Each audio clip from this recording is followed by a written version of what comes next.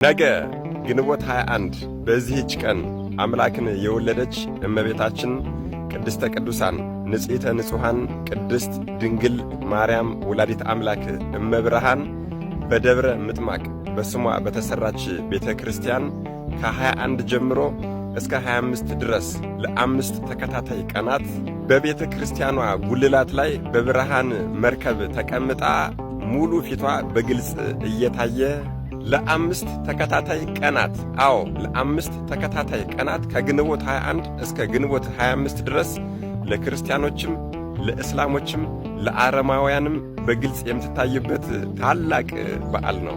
አደራ ይህንን ቪዲዮ በደንብ አድርጋችሁ ኮፒ ሊንክ በማድረግ እንድትተባበሩ እጠይቃለሁ። እጅግ በጣም ይገርማል።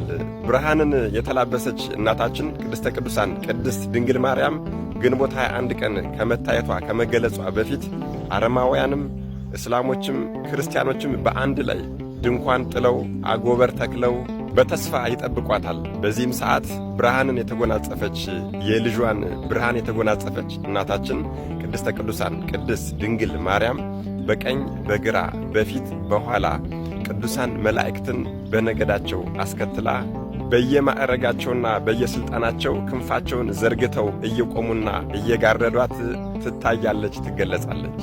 ቅዱሳን ሱራፌልም ማዕጠንታቸውን ይዘው ይመጡና ለንግሥትነቷ ይሰግዳሉ። በየመሃልም እንደዚህ እያሉ ያመሰግናሉ። አብ በሰማይ ሆኖ ተመለከተ፣ እንዳንቺ ያለም አላገኘም፣ አንድ ልጁንም ልኮ በአንቺ ሰው ሆነ እያሉ ያመሰግኗታል። ከዚያም ቅዱሳን ሰማዕታት በየማዕረጋቸው እየመጡ ይሰግዱላታል። በመጀመሪያ ሊቀ ሰማዕታት ቅዱስ ጊዮርጊስ በአምባ ላይ ፈረሱ እየከነፈ ይመጣና ከፈረሱ ወርዶ ለእናታችን ይሰግድላታል። ከዚያም ተከታዮቹ ሰማዕታት ይሰግዱላታል።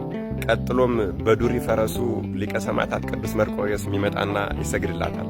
ከዚያም ሰማዕታት በሙሉ ይመጣሉ፣ ይሰግዱላታል፣ ያመሰግኗታል። በመቀጠልም ጻድቃን በአንድነታቸው መጥተው በፊቷ ይሰግዳሉ፣ ያመሰግኗታል። ወደዚያ ወደዚህ እያሉ በፊቷ ይመላለሳሉ። ቀጥሎም ሄሮድስ የገደላቸው 144,400 የቤተልሔም ሕፃናት በፊቷ እየዘለሉ ይመጣሉ።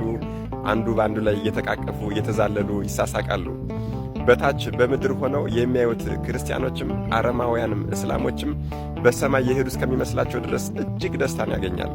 ምን ይሄ ብቻ! እናትና አባቱ የሞቱበት ወይም ደግሞ ዘመዶቹን የፈለገ ሞተውበት እነሱን ማየት የፈለገ ሰው ቢኖር እመቤቴ ሆይ እባክሽ እገሌን አሳየኝ በሚላት ሰዓት ቀድሞ በአካለ ሥጋ የነበረ መልኩንና አቋሙን አስይዛ አምጣ ታሳያቸው ነበር።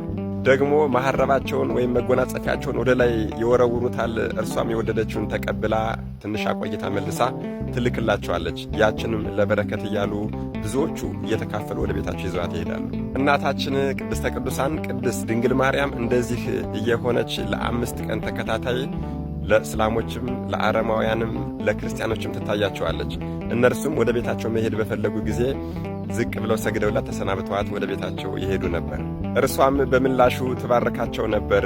ለእግዚአብሔር ምስጋና ይሁን፣ አምላክን በወለደች በእናታችን በእመቤታችን በቅድስተ ቅዱሳን በቅድስት ድንግል ማርያም አማላጅነትና ቤዛነት ጨርሶ ይማረን።